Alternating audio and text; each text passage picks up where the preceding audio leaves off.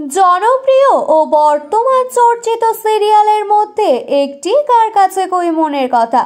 শুরুতে ব্যাপক ট্রোল হলেও বর্তমানে গল্পের বুনন মন কেড়েছে দর্শকদের।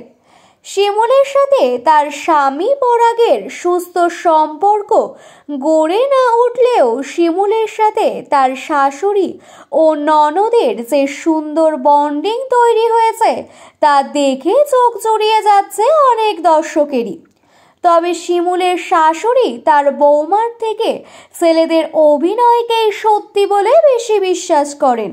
তাই ঘন ঘন তিনি ছেলেদের পাতা জালে জড়িয়ে শিমুলকে ভুল বোঝেন, যেটা পুতুলের ক্ষেত্রে কখনোই হয়নি।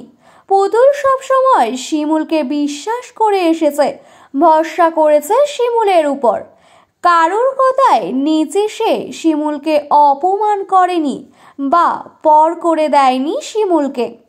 সম্প্রতি পলাশ আর প্রতীক্ষা তাদের বিয়েকে কেন্দ্র করে এক গভীর ষড়যন্ত্র করেছে শিমুলকে সকলের চোখে খারাপ বানিয়ে বাড়ি থেকে তাড়াতে। সকলের সামনে পরাগ পলাশ প্রতীক্ষা ভালো ব্যবহার করতে শুরু করায় মধুবালা ছেলেদের ক্ষমা করে দিয়েছিলেন। তিনি ভেবেছিলেন ছেলেরা তার সূত্রে গেছে, এমনকি শিমুলকে আবার পরাগের সাথে নতুন করে সংসার করার পরামর্শও দিয়েছিলেন।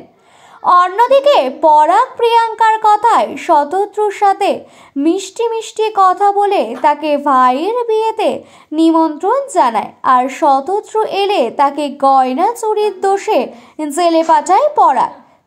শিমুলও ঠিক করে নিয়েছে শতদ্রুকে নির্দোষ প্রমাণ করে সে তার হাত ধরে ওই বাড়ি থেকে বেরোবে।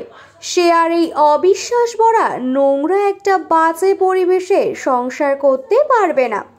শিমুল নিজের প্রতিজ্ঞা অনুযায়ী সব সত্যি সামনে এনে শতদ্রুর সাথে ঘর ছাড়তে চাইলে তার শাশুড়ি পায়ে পড়ে শিমুলকে আটকাতে চায়। অন্যদিকে পুতুল শিমুলকে কখনোই ছাড়তে চায়নি, তাই কান্নাকাটি করে তাকে প্রথমে আটকাতে চাইলেও পরে শিমুল তাকে বুঝিয়ে বললে পুতুল তার স্বার্থপরতা করে না। সে শিমুলকে বলে, তুই যা, এখানে তোকে সবাই অনেক অসম্মান করে, তুই চলেই যা। এই দৃশ্য দেখে চোখে জল এসেছে দর্শকেরও।